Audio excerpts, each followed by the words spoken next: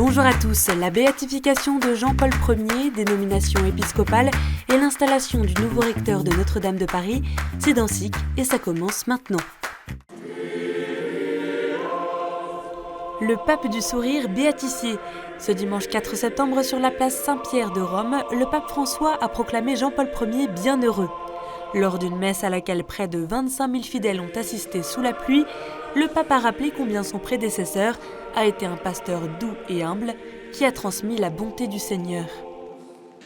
Preghiamo questo nostro Padre e Fratello, chiediamo che ci ottenga il sorriso dell'anima, quello trasparente, quello che non inganna, il sorriso dell'anima. Chiediamo con le sue parole quello che lui stesso era solito domandare e diceva così: Signore, prendemi come sono, con i miei difetti, con le mie mancanze, ma fammi diventare come tu me desideri. Désormais, le nouveau bienheureux, dont le pontificat n'avait duré que 33 jours, sera fêté le 26 août.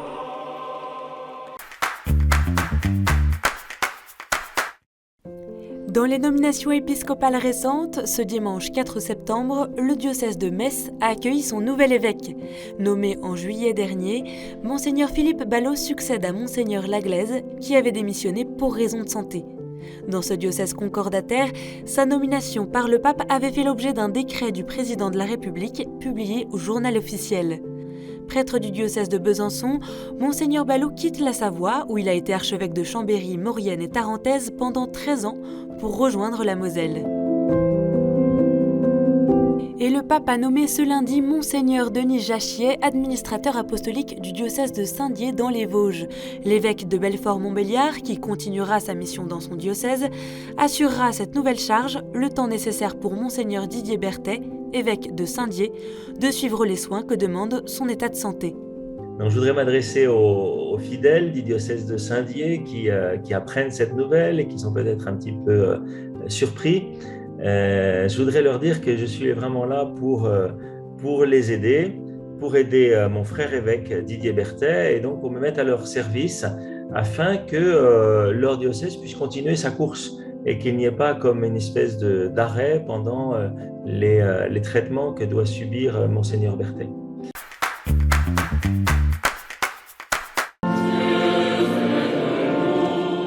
Et ce dimanche, le diocèse de Paris a accueilli Monseigneur Olivier Ribadeau-Dumas comme recteur archiprêtre de Notre-Dame de Paris. Sa messe d'installation, présidée par Monseigneur Laurent Ulrich, archevêque de Paris, a eu lieu en l'église Saint-Germain-l'Auxerrois, dont il est aussi nommé administrateur.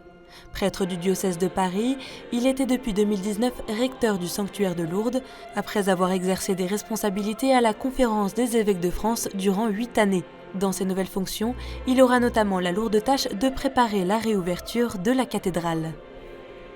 Frères et sœurs, mes amis, l'avenir est promesse, et ensemble, humblement, nous continuerons l'œuvre de nos prédécesseurs, faire de Notre-Dame le cœur de la vie du diocèse et permettre qu'elle rayonne partout dans le monde. Ensemble, nous réveillerons Notre-Dame.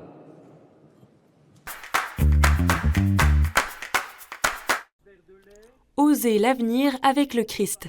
C'est la lettre pastorale proposée par Monseigneur Jean-Paul Jamme au diocèse de Bordeaux, la première depuis son arrivée il y a 3 ans. Une lettre autour de l'image de la vigne, chère à la Gironde, qui invite les fidèles à retrouver un élan missionnaire après la pandémie, à fréquenter la parole de Dieu, à développer les fraternités chrétiennes de quartier, le soutien des plus fragiles et la sauvegarde de la maison commune. Ce dimanche, le diocèse a pèleriné comme chaque année vers le sanctuaire de Verdelais pour lancer la nouvelle année avec plus de 1000 fidèles réunis, un bel élan de rentrée. Fin à la guerre. C'est avec cet appel que s'ouvre la lettre de la Conférence des évêques d'Éthiopie, signée de son président le cardinal Sourafiel, le 2 septembre. Alors que les combats ont repris après 5 mois de trêve dans le nord du pays, et notamment au Tigré, les évêques déplorent les nombreuses vies qui ont été perdues et les biens détruits. L'Église éthiopienne appelle toutes les parties à déposer les armes et se dit prête à contribuer, seule ou avec toutes les institutions religieuses du pays, au processus de dialogue qui mène à la paix. En lien avec le Conseil interconfessionnel d'Éthiopie, la lettre invite tous les catholiques et les citoyens éthiopiens à s'unir dans la prière pendant 5 jours pour la paix lors du mois de Pagoumen, 13e mois du calendrier éthiopien.